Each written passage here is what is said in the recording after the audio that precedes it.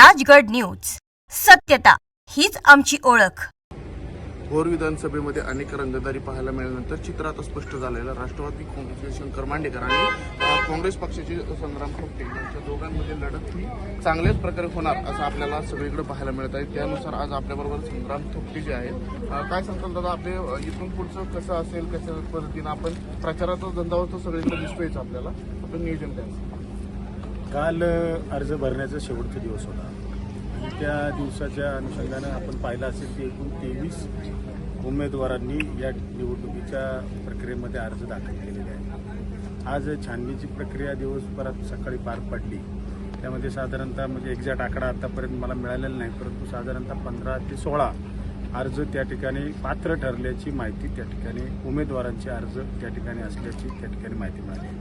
तुम्हाला माहिती असेल खरं तर या मतदारसंघाची जर का भौगोलिक रचना बघितली आणि गावांची संख्या बघितली तर कमीत कमी मतदारसंघात प्रत्येक गावात किमान एकदा जरी भेट द्यायची म्हटलं तर 1.5 महिन्यापेक्षा कमी कालावधी या मतदारसंघामध्ये लागू शकत नाही अशी भौगोलिक परिस्थिती आहे। म्हणून मी 24 ऑक्टोबर रोजी माझा त्या ठिकाणी नामनिर्देशन अर्ज भरला, महाविकास आघाडीच्या वतीनं भरला आणि माझा प्रत्यक्षात गाव भेट दौरा त्या ठिकाणी सुरू आहे। आज भुतोंडे खोऱ्यामधला हा गाव भेट दौरा आहे।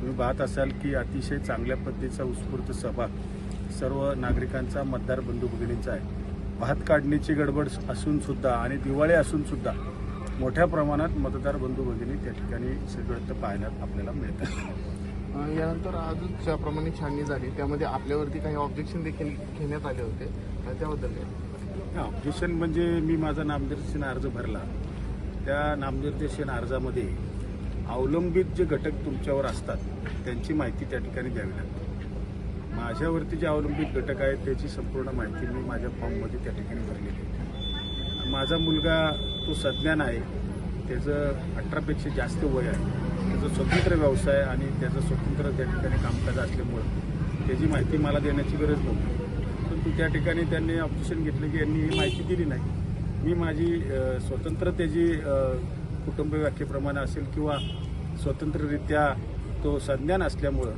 त्याची माहिती मला देण्याचं कारण नव्हतं।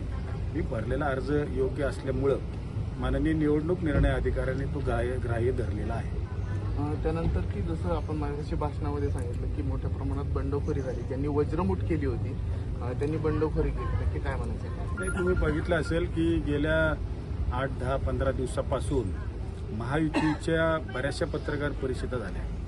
आता पत्रकार परिषद होत असताना त्यांच्या पक्षाचं किंवा महायुतीचं धोरण, भविष्यात काय करणारी ती कामं, केलेली कामं ह्याच्यावरती खरं तर चर्चा व्हायला पाहिजे, परंतु तसं न करता फक्त थोपटे कुटुंब, संग्राम थोपटे आणि फक्त आमदार म्हणूनच माझ्यावरती त्यांनी टीकाटिप्पणी केली।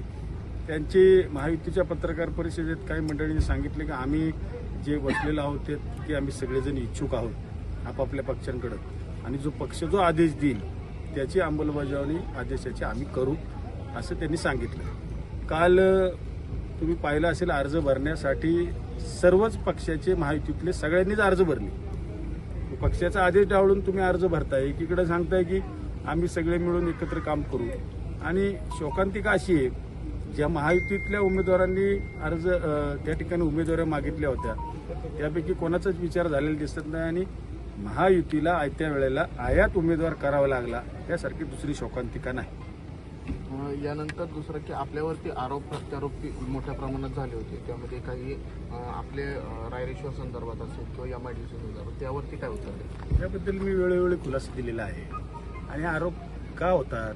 5 वर्षात निवडणूक आले कीच आरोप होतात। 91 सालच्या जागेचा विषय तुम्ही आज 2024 साली काढताय, इतके वर्ष तुम्ही याबद्दल शब्द सुद्धा काढण्यात आहे।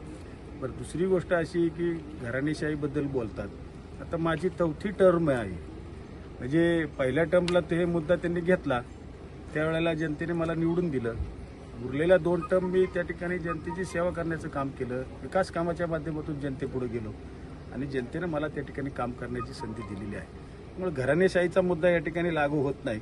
ज्याचं ज्याचं कर्तृत्व असेल त्याप्रमाणे मतदार राजा हा त्या ठिकाणी सुज्ञ आहे, तो त्याचा कौल त्या ठिकाणी देत असतो।